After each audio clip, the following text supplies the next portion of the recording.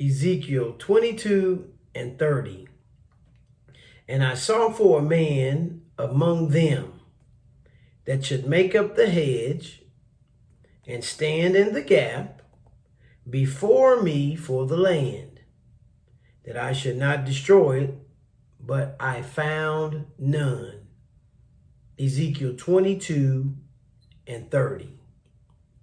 So the Bible tells us in the book of Ezekiel that God was seeking for a man. He was seeking for someone to do something. And what did God want to be done? He was looking for someone amongst his people.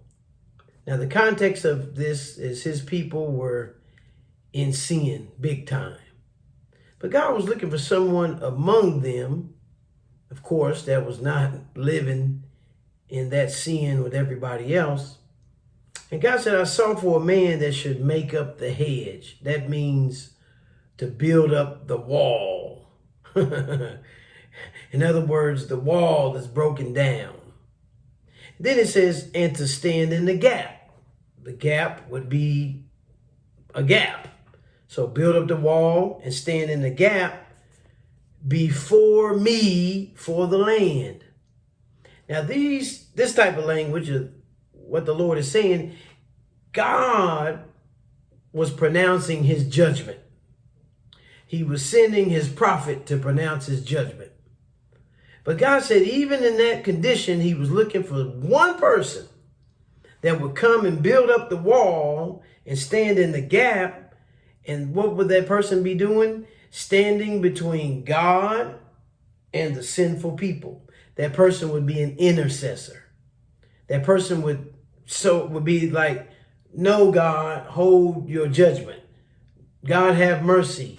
Lord, we pray. You know, you stand and you build up the wall. You stand in the gap before God. Moses did that. Daniel did that.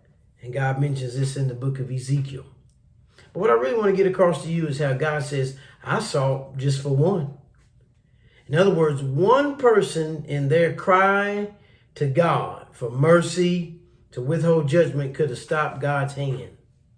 So let me read this again. Ezekiel 22 and 30. And I sought for a man among them that should make up the hedge and stand in the gap before me for the land, that I should not destroy it, but I found none. God didn't want to destroy the land, but he couldn't find anyone to stand, to build up the wall and stand in the gap. He said, I couldn't find not one person. It's Ezekiel 22 and 30.